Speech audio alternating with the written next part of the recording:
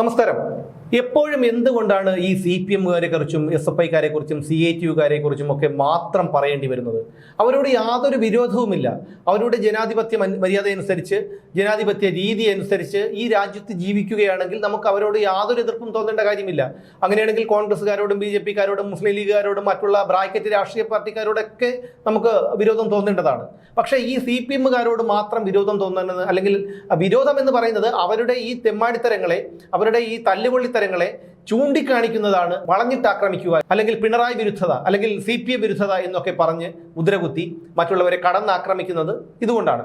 ഇത് പറയാൻ കാരണം നമുക്കറിയാം, ഈ SFI എന്ന് പറയുന്ന ഒരു വിദ്യാർത്ഥി സംഘടനയെക്കുറിച്ച് നമുക്ക് എല്ലാവർക്കും അറിയാവുന്ന ഒരു കാര്യമാണ്. ഒരു വർഷം കഴിഞ്ഞതേ ഉള്ളൂ വയനാട് പൂക്കോട് വെറ്ററിനറി സർവകലാശാലയിലെ JS സിദ്ധാർത്ഥൻ എന്നൊരു വിദ്യാർത്ഥിയെ അതിക്രൂരമായി യുവന്മാർ റാഗ് ചെയ്ത് കൊലപ്പെടുത്തിയത്. അത് ആത്മഹത്യയായിരിക്കാം, അല്ലെങ്കിൽ കൊലപാതകമായിരിക്കാം, അതെന്തോ ആയിക്കോട്ടെ. എന്തായാലും സിദ്ധാർത്ഥൻ സമാനതകളില്ലാത്ത ക്രൂരതയ്ക്ക് ഇരയായി, റാഗിംഗ് ക്രൂരതയ്ക്ക് ഇരയായി എന്നുള്ളത് ഒരു സത്യം തന്നെയാണ്. അതിപ്പോൾ CBI അന്വേഷണത്തിലാണ്. അപ്പോൾ അതിനുശേഷമാണ് കോട്ടയം ഗാന്ധിനഗർ നഴ്സിംഗ് കോളേജിൽ ഇത്തരത്തിലുള്ള സമാനമായിട്ടുള്ള ഒരു ക്രൂരത, അത് പുറത്ത് പറയാൻ പോലും ഭീകരമായിട്ടുള്ള അത്ര ഒരു റാഗിംഗ് ക്രൂരതയാണ് ഇവർ നടത്തിയത്. അപ്പോൾ ഇവരുടെ ഒരു മാനസിക നില ഒന്ന് ആലോചിച്ച് നോക്കും. ഇവിടെ ഒരുപാട് വിദ്യാർത്ഥി സംഘടനകളുണ്ട്, ABVP ഉണ്ട്, KSC ഉണ്ട്, അങ്ങനെ പല വിദ്യാർത്ഥി സംഘടനകളുമുണ്ട്. അവർക്കൊക്കെ ഒരു മയമുണ്ട്. പക്ഷേ ഈ SFI-കാരെന്ന് പറയുമ്പോൾ അങ്ങനെയല്ല. ഈ SFI-കാർക്ക് ഒരു മുതുക്കനായിട്ടുള്ള ഒരു സംസ്ഥാന സെക്രട്ടറി ഉണ്ടായിരുന്നു, PM ആർഷോ. ഇപ്പോൾ അദ്ദേഹത്തെ മാറ്റി നിർത്തിയിരിക്കുകയാണ്. ഇപ്പോൾ വേറൊരുത്തരാണ് ഇവരുടെ SFI-യുടെ ഒരു സംസ്ഥാന സെക്രട്ടറി. അപ്പോൾ അദ്ദേഹം ഇന്നലെ മാധ്യമങ്ങൾക്ക് മുന്നിൽ നോക്കി നിന്ന് ഗവർണറെയൊക്കെ വെല്ലുവിളിക്കുന്നത് കണ്ടു. അപ്പോൾ സത്യം പറഞ്ഞു കഴിഞ്ഞാൽ ഈ ഗ്രഹണം ബാധിക്കുമ്പോൾ നീർക്കോലിയും തലവെക്കുന്ന ഒരു ചൊല്ലുണ്ടല്ലോ, അതാണ് യഥാർത്ഥത്തിൽ ഓർമ്മ വന്നത്. അപ്പോൾ എന്തായാലും ഈ വൈസ് ചാൻസലറുമായിട്ടുള്ള, അല്ലെങ്കിൽ രജിസ്ട്രാറുമായിട്ടുള്ള ഒരു വിഷയം കേരള യൂണിവേഴ്സിറ്റിയിൽ നടക്കുകയാണ്. ഈ നടന്നുകൊണ്ടിരിക്കുമ്പോൾ ഇന്നലെ അവർ ഈ SFI വിദ്യാർത്ഥികളെന്ന് അവർ വിശേഷിപ്പിക്കാമോ എന്ന് എനിക്കറിയില്ല, ഇവന്മാർ അവിടെ നടത്തിയത് സമാനതകളിലെടുത്ത അക്രമമാണ്. ഈ അക്രമങ്ങളൊക്കെ പോലീസ് കണ്ടു നിന്നു എന്നുള്ളതാണ് മറ്റൊരു വസ്തുത. പക്ഷേ പോലീസിന് നമുക്ക് ഒരു പരിധിവരെ കുറ്റം പറയാൻ കഴിയില്ല. കാരണം പോലീസ് സംഘടന CPM അനുകൂല സംഘടനയാണ്. അപ്പോൾ അവർക്ക് ആരെങ്കിലും, അല്ലെങ്കിൽ ഒരു ഉദ്യോഗസ്ഥൻ ഇതിനെ എതിർക്കാൻ ശ്രമിച്ചാൽ അവർക്ക് എന്തായാലും അതിൻ്റെ പ്രതികാര നടപടികൾ നേരിടേണ്ടി വരും. അതുകൊണ്ട് തന്നെ പോലീസുകാർക്ക് ഒരു കുടുംബമുണ്ട്, അവർക്കൊരു ഭാവിയുണ്ട്, അവരുടെ മക്കളുടെ കാര്യം നോക്കണം, അവരുടെ വീട്ടുകാര്യം നോക്കണം, അവരുടെ പെൻഷൻ്റെ കാര്യങ്ങളും മറ്റുമൊക്കെ നോക്കണം. അതുകൊണ്ട് തന്നെ അവർ പലപ്പോഴും പല കാര്യങ്ങളും കണ്ടില്ല എന്ന് നടിക്കാൻ നിർബന്ധിതരാകുകയാണ് എന്നുള്ളതാണ് മറ്റൊരു വസ്തുത. ഇപ്പോൾ ഗവർണറുടെ ഇടപെടലുകളിൽ പ്രതിഷേധിച്ച് കേരള സർവകലാശാലയിലേക്കാണ് ഇവരിന്നലെ SFI-കാർ മാർച്ച് നടത്തിയത്. ആ മാർച്ച് വളരെ അക്രമാസക്തമായി എന്നുള്ളതാണ് മറ്റൊരു കാര്യം. ഈ സംസ്ഥാന സെക്രട്ടറി PS സഞ്ജീവ് ഉൾപ്പെടെ 27 പേരെയാണ് കണ്ടോൺമെൻറ് പോലീസ് ഇന്നലെ അറസ്റ്റ് ചെയ്തത്. പൊതുമുതൽ നശിപ്പിച്ചതും ദേഹോപദ്രവം ഏൽപ്പിച്ചെന്നുമുള്ള കുറ്റം ചുമത്തി ജാമ്യമില്ലാ വകുപ്പുകൾ പ്രകാരമാണ് ഇവർക്കെതിരെ കേസെടുത്തിട്ടുള്ളത്. അപ്പോൾ ഇവരെ സംബന്ധിച്ചിടത്തോളം ജാമ്യമില്ലാ വകുപ്പൊക്കെ ഒരു പുരസ്കാരമാണ്. കാരണം ജയിലിലേക്ക് കൊണ്ടുപോകുമ്പോഴും ജയിലിൽ നിന്ന് പുറത്തിറങ്ങി വരുമ്പോഴും ഇവരെ മാലയിട്ട് സ്വീകരിക്കാനും മുദ്രാവാക്യം വിളിക്കാനും ഒക്കെ ഈ വിവരവും വെള്ളിയാഴ്ചയും ഇല്ലാത്ത കുറേ എണ്ണം കൂടെ കാണുമല്ലോ. ഇവരൊക്കെ മാധ്യമ ശ്രദ്ധ ആകർഷിക്കാൻ വേണ്ടിയാണ് ഇത്തരത്തിലുള്ള കാര്യങ്ങളൊക്കെ ചെയ്യുന്നത്. അപ്പോൾ തിരിച്ചിറങ്ങിയാൽ പോലും ഇവർക്ക് ഈ പാർട്ടിയിൽ ഉന്നത സ്ഥാനങ്ങളിലെത്താം. ഇന്ന് നമ്മുടെ മന്ത്രിമാരായിരിക്കുന്നവരും, അല്ലെങ്കിൽ പല കോർപ്പറേഷൻ്റെയും മറ്റും തലപ്പത്തിരിക്കുന്നവരുമൊക്കെ ഒരു കാലത്ത് വിദ്യാർത്ഥി സംഘടനകളിലൂടെ ഇത്തരം അക്രമാസക്തമായ സമരങ്ങൾ നടത്തി മുന്നോട്ട് വന്നവരാണ്. അപ്പോൾ അവരെ ഇപ്പോൾ ഉള്ള ഈ വിദ്യാർത്ഥികളെ സംബന്ധിച്ചിടത്തോളം അവരൊക്കെ ഒരു പ്രചോദനങ്ങളാണ്. അന്ന് ഇതുപോലെ ഇതെല്ലാം തല്ലി തകർത്ത നേതാവ് ഇപ്പോൾ മന്ത്രിയായല്ലോ. ഇവിടെ നിയമസഭയിൽ മേശപ്പുറത്ത് കയറി നിന്ന് കുച്ചിപ്പുടി കളിച്ച മന്ത്രി ഇന്നിപ്പോൾ വിദ്യാഭ്യാസ മന്ത്രിയായല്ലോ. ഭരണഘടനയെ വെല്ലുവിളിച്ച മന്ത്രി ഇപ്പോൾ സാംസ്കാരിക മന്ത്രിയാണല്ലോ. വാടിക്കൽ രാമകൃഷ്ണനെ കൊലപ്പെടുത്തിയ മന്ത്രി ഇന്നിപ്പോൾ മുഖ്യമന്ത്രിയാണല്ലോ എന്നൊക്കെയുള്ള ഒരു ധാരണയാണ് ഇവർക്ക്. അതുകൊണ്ടാണ് അവരൊക്കെ യഥാർത്ഥത്തിൽ ഇവർക്ക് ജോലി ചെയ്ത്, അല്ലെങ്കിൽ നന്നായി പഠിച്ചൊരു ജോലി വാങ്ങണം, അവരുടെ ഭാവി സുരക്ഷിതമാക്കണം എന്നുള്ള യാതൊരു ചിന്തയും ഇല്ല. ഇവറ്റകൾക്കും ഇല്ല, ഇവറ്റകളുടെ വീട്ടുകാർക്കും ഇല്ല. എങ്ങനെയൊക്കെ അഴിച്ചുവിടുന്നു, വന്നിവർ ഇതുപോലെയുള്ള അക്രമാസക്തമായ കാര്യങ്ങൾ കാണിക്കുന്നു എന്നുള്ളതാണ്.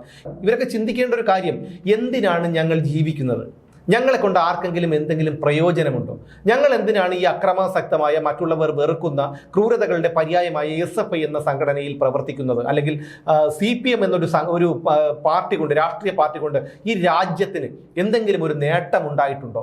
ഞങ്ങൾ എന്തെല്ലാം മറ്റുള്ള രാഷ്ട്രീയ പാർട്ടിക്കാർ, അത് ഏതൊരു രാഷ്ട്രീയ പാർട്ടിക്കാരോ ആയിക്കോട്ടെ, കോൺഗ്രസ് ആയിക്കോട്ടെ, BJP ആയിക്കോട്ടെ, അവരൊക്കെ കൊണ്ടുവന്ന എന്തെല്ലാം നല്ല കാര്യങ്ങളെ, അതായത് ട്രാക്ടർ, കമ്പ്യൂട്ടർ, GST, അങ്ങനെ പല സോഷ്യൽ കോളേജ്, ഇങ്ങനെയുള്ള കാര്യങ്ങളൊക്കെ ഞങ്ങളുടെ പാർട്ടിക്കാർ എതിർത്തതല്ലേ, ഒടുവിൽ അംഗീകരിച്ചതല്ലേ എന്നൊക്കെ ചിന്തിക്കാനുള്ള ശേഷി ഇവന്മാർക്ക് ഇല്ല. അല്ലെങ്കിൽ ഇവന്മാർ കരുതുന്നത് എന്താണ്?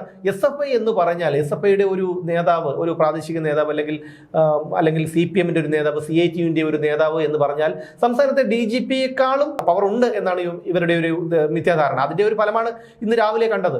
പോലീസുകാരനെ വെല്ലുവിളിക്കുകയാണ് ഒരുത്തൻ, പോലീസുകാരന്റെ പിന്നാലെ ചെന്ന്. അപ്പോൾ ആ കാക്കി കുപ്പായം ഇട്ടിരിക്കുന്ന ആ മനുഷ്യൻ, അദ്ദേഹം വെറുതെ വീട്ടിൽ കിടന്ന് ഉറങ്ങിയപ്പോൾ വിളിച്ചുകൊണ്ടുവന്ന അയാളെ പോലീസുകാരനാക്കിയതല്ല.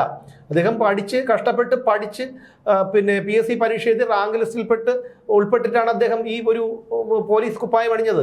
യഥാർത്ഥത്തിൽ ഇവനെയൊക്കെ എന്താണ് ചെയ്യേണ്ടതെന്ന് കേരളത്തിലെ ജനങ്ങൾ തന്നെ തീരുമാനിക്കേണ്ടതാണ്. 1000 പേർക്കെതിരെയാണ് ഇന്നലെ പോലീസ് കേസെടുത്തിട്ടുള്ളത്. അത് കണ്ടാൽ അറിയാവുന്ന 1000 പേർക്കെതിരെ.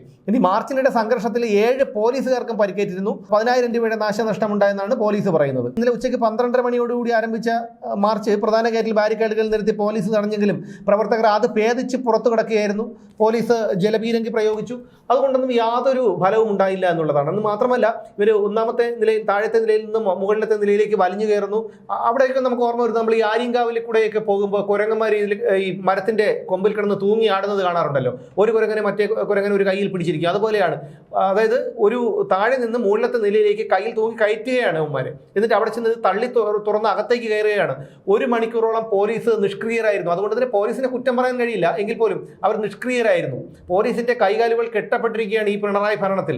കാരണം എന്തിനാ പോലീസിനെ ഇയാൾക്ക് അകമ്പടി പോകാനും മന്ത്രിമാർക്ക് അകമ്പടി പോകാനും ഈ സർക്കാരിനെതിരെയും പാർട്ടിക്കെതിരെയും മുഖ്യമന്ത്രിക്കെതിരെയും നേതാക്കൾക്കെതിരെയും വിമർശനം ഉയർത്തുന്നവർക്ക് വരെ വേട്ടയാടാനുമാണ് ഈ പോലീസിനെ ഇപ്പോൾ കഴിഞ്ഞ കുറച്ചു കാലമായിട്ട് ഇവർ ഉപയോഗിച്ചുകൊണ്ടിരിക്കുന്നത്.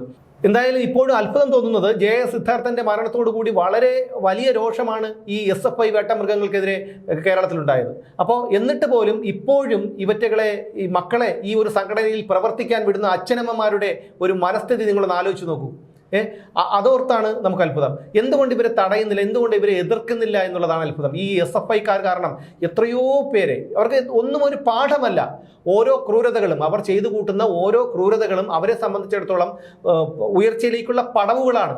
ഇവിടെ സംസ്കൃത കോളേജിൽ തന്നെ SFI വിദ്യാർത്ഥിയായ ഒരു ഭിന്നശേഷിക്കാരനെ നിലത്തിട്ട് ചവിട്ടിയതൊക്കെ നമ്മൾ കണ്ടതാണ്. അത് കണ്ടോൺമെന്റ് പോലീസ് സ്റ്റേഷനിലെ ഒരു പോലീസ് ഉദ്യോഗസ്ഥന്റെ മകനാണ് അതിലെ പ്രതി എന്നാണ് അറിയുന്നത്. അതിനുശേഷവും അവന് ജാമ്യം കിട്ടി.